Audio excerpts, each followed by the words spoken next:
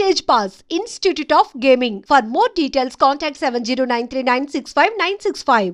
పద్మాలయ అసలు నాకు ఎవరు తెలియదు ఏంటంటే కృష్ణ గారిదయ్యా అది రాత్రి నిన్న చేసావు కదా అందుకు పిలిచారు. ఆయన సైలెంట్గా ఉన్నా ఆయన ఏం చెప్పలే. ఆయన అసలు మీకు ఎవరెవరిది ఏ స్టూడియోలు ఏమున్నాయి, ఏం చేస్తారు, ప్రొడక్షన్ హౌస్లు ఏవి కూడా ఏమి తెలియదు అసలు. ఇంకా చెప్తున్నాం కదా, ఇంటికి వెళ్ళామా తర్వాత కూడా నాకు అదే ఎక్కడ ఏ ఆఫీస్ ఉన్నా తెలియదు, ఏ ఆఫీస్కి వెళ్ళడం, కబురు వస్తే వెళ్ళటం, షూటింగ్ చేయడం, వచ్చేయడం, మేనేజర్ ఎవరు వస్తారు వారితో మాట్లాడుకోవడం అంతే.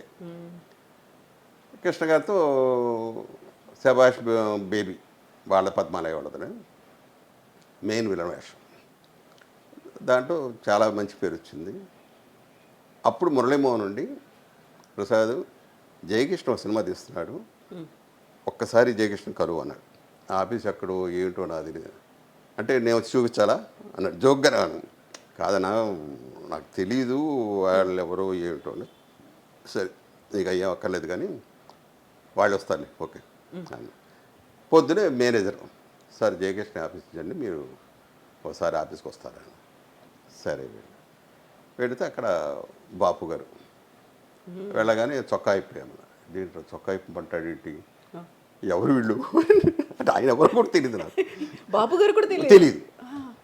అంటే పేపర్ నాలెడ్జ్ లేదు, బయట ప్రపంచం తెలియదు, కాకపోతే సినిమాలో కనిపించాలి చేయాలి అంతే. హీరో అయిపోవాలి ఓహో అని కాదు, సినిమాలో కనిపించాలి, ఇంత వేషమైనా ఓకే కనిపించాలి అన్నదే మెయిన్. హీరో అవ్వాలనేది లేదు, అది లేదు. అబ్బి అంత ఇది మనకుందని నాకు తెలియదు, వద్దు అన్నదే. ఏదో వచ్చామా 4-5 వేషాలు తీసుకుని వెళ్ళిపోయాం అంతే. సరే తీయమని సార్ చొక్కా అయిపోయాను, నువ్వు పో అన్నాడు. ఏం చూసారు, చొక్కా ఇప్పమన్నాడు, ఇప్పాను, చూసాడు, పో అన్నాడు. యాక్టర్ కావాల్సింది డైలాగ్స్ డైలాగ్ చెప్పాలి, అసలు ఏ డైలాగ్ అన్నది అసలు అడగడ వెళ్ళిపోయాను. కన్ఫామ్ అయ్యా నువ్వే భీముడు అని ఒక క్యాసెట్ ఇచ్చారు. భీముడు అంటారు ఏమిటని అనుకున్నా. సేవడు అసిస్టెంట్ డైరెక్టర్ని అడిగా ఏంటయ్యా ఇది అంటే, పెద్ద వేషం ఇది కృష్ణరాజు గారు వేయాలనుకున్నారు, దీనికి ఒక పాట కూడా ఉంది అని నాకు భయం పట్టుకుంది. ఈ క్యాసెట్ ఏంటన్నా ఇది కన్నడలో తీశారు, ఇది చూసామంటే నీకు ఒక ఐడియా వస్తుంది. సర్లే అన్నాను, అది చూడాలి పక్కన పడేశాను.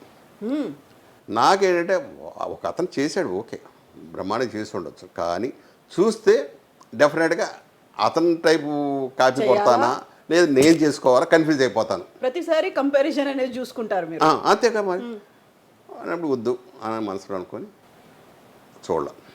వీళ్ళు అడిగారు చూసావని, చూశానండి నేను. సరే బాగా చేసుకోవాలి కృష్ణరాజు గారు అందరు మురళీమోహన్ అందరు ఒకరోజు 2 రోజులు అలాగా ఆ క్యారెక్టర్ ఎక్కడికి పోతే నాకు నాయన చాలా పెద్ద వేషం, మనం చాలా జాగ్రత్తగా చేసుకోవాలనుకున్నాం. పోటీ అప్పుడేంటి మాకు అందరు కుర్రోళ్ళతోనే పోటీ, వాడు ఎన్ని సినిమాలు చేస్తున్నాడు, వీడు ఎన్ని సినిమాలు చేస్తున్నాడు, మనం ఎందుకు తక్కువలో ఉన్నాం, మనం కూడా ఎక్కువ చేయాలి. ఇదే తప్ప యాక్టింగ్ ఇది కాదు, ముందు పోటీ అంతే. వాళ్ళలోంచి మనం గొప్పవాడు అయిపోవాలి. మన ఊరి పాండవుల్లో భీముడు క్యారెక్టర్ పెద్ద పేరు వచ్చింది. ఓవర్ నైట్ రిలీజ్ అయిన 2వ రోజే దగ్గర ఒక 30-40 సినిమాలు స్టిల్ ఇప్పటిదాకా కూడా అదే. తర్వాత నా క్యారెక్టర్ చాలా వేషాలు వేసాను, అన్నింటిలో మంచి పేరు, కానీ చెప్పుకోవడానికి ముద్ద నాకు మనోహర్ పాండవలే చాలా మంచి పేరు వచ్చింది. అలాగా కృష్ణరాజు గారిది కృష్ణ గారితో అయిపోయింది. అది కాంపిటీషన్, అందరూ కొత్త వాళ్ళు, మిగతా వాళ్ళు ఉన్న కృష్ణరాజు గారు ఎలివేషన్ ఆల్రెడీ అప్పటికి తెలుసు ఆయన ఏంటి అనేది. పెద్ద ప్రొడ్యూసర్ కూడా కదా, గోపికృష్ణ బ్యానర్ వాళ్ళది. మరి అట్మాస్ఫియర్ ఎలా ఉండేది? అదేనమ్మా అది చెప్తాను. పొద్దున రావడంతోనే ఆ డ్రెస్ చేసుకోవడం, మేకప్ లేవు, అవును, ఎండలు ఉంచుకోవడం. అప్పుడు నేను తెల్లగా బాగుండేవాడు, ఈ తెల్లగా ఉన్న వాళ్ళందరూ కూడా ఎండలు ఉంచుకునేవాడు. బాలు మహేంద్ర కెమెరామెన్ ఒక గంట నుంచి ఉంటాం ఆ డ్రెస్. ఇలా వాళ్ళ బాపు గారు వీళ్ళందరూ వచ్చేవాళ్ళు యాక్ట్ చేస్తున్నాం. ఒకరోజు నాకు షూటింగ్ లేదు, నేను మామూలు ఫ్యాన్ షర్ట్ వేసుకొని జనాన్ని సత్తున్నా. జనం అప్పుడే అలవాటు పడిపోయారు, అప్పుడే అలవాటు పడిపోయారు బాగా. ఇక వాళ్ళందరూ నెడుతున్నా, ఎవరో కుర్రోడు బాపు గారు అడిగారట, మన భీముడు కృష్ణరాజు మన భీముడు అండి ఏంటి ఇంత బాగున్నాడా అంటే భలేవాళ్ళే, అదే చాలా గొప్ప వేషం, అది ఆడికి అది మంచి పేరు వస్తుంది అది అని కృష్ణరాజు గారు అప్పుడే చెప్పారండి. ఆడొక్కడికే మంచి పేరు వస్తుంది అని చెప్పానని. తర్వాత నిజంగా అంత మంచి పేరు వచ్చింది, బాగానే చేసాం. ఇలాగా ఆల్మోస్ట్ అందరూ హీరో బాలయ్య గారని ఇంకా అక్కడి నుంచి సక్సెస్ ఫార్ములా అంటారే, అవును. ఆర్టిస్ట్గా ముద్రపడిపోయింది. అన్ని సినిమాలు చేసేవాడిని. కాకపోతే ఎక్కువ 40-50 సినిమాలు 40-50 రోజులు అడిగితే ఆడది తప్పించుకొని అది ఎంత పెద్ద హీరో వేసేది అవునా, ఇటు వచ్చేవాడు. ఎక్కువ సినిమాలు చేయాలి నెంబర్లు అంతే. 40-50 రోజులు అడిగారంటే మోస్ట్ పవర్ఫుల్ రోలే అయ్యి ఉంటుంది మీకు. నేను అది ఫస్ట్ కొత్తలో అలాగే దెబ్బతిన్నాను. 40-50 రోజులు అడిగి మహా అంటూ 4-5 రోజులు చేసేవాడు. మిగతా రోజులన్నీ అలా ఉండేది ఊరికే, అలా ఉండిపోయి చెప్పేవాడు కాదు. ఇదేదో మనకి అచ్చురాదు అని ఇటు వచ్చేసేవాడు. వాళ్ళ తర్వాత ఎవరన్నా కాదు ప్రసాదబాబు వెయ్యాలి అని ఎవరన్నా పట్టుబట్టి ఇచ్చేస్తే అప్పుడు చెప్పేవాడు. నా పరిస్థితి ఎన్ని రోజులు ఉన్నాయో చెప్పండి, కరెక్ట్గా అన్ని రోజులు నేను చేస్తాను. ఆ తర్వాత మెల్లిమెల్లిగా అందరూ జనానికి కూడా అలవాటు పడిపోయారు. ఉన్న రోజు చెప్పడం, అవి చేసుకోవడం. ఒకరోజు ఉన్నా చేసేవాడిని, గంట ఉన్నా చేసేవాడిని. అది కౌంటింగ్ రావాలి నాకు. అలాగా అందరి హీరోలతో చాలా బాగా చేసేవాడు. ఇలాగ ఇంకా శోభన్ బాబు గారితో అయితే ఎక్కువ నేను పిలిచేవాడిని. ఆయనతో ఆల్మోస్ట్ ఎక్కువ నా పేరే చెప్పేవాడు ఆయన. కృష్ణరాజు గారు కానీ, కృష్ణ గారు కానీ, శోభన్ బాబు, వీళ్ళు ముగ్గురు కూడా నా పేరే చెప్పేవాడు.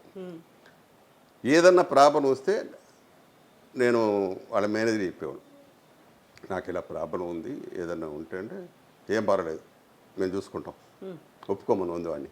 ఇలాగనే వాడు సొంత తమ్ముళ్ళ చూసుకున్నారు వీళ్ళు ముగ్గురు. నిజంగా ప్రతి సినిమాలో చేసేవాడు.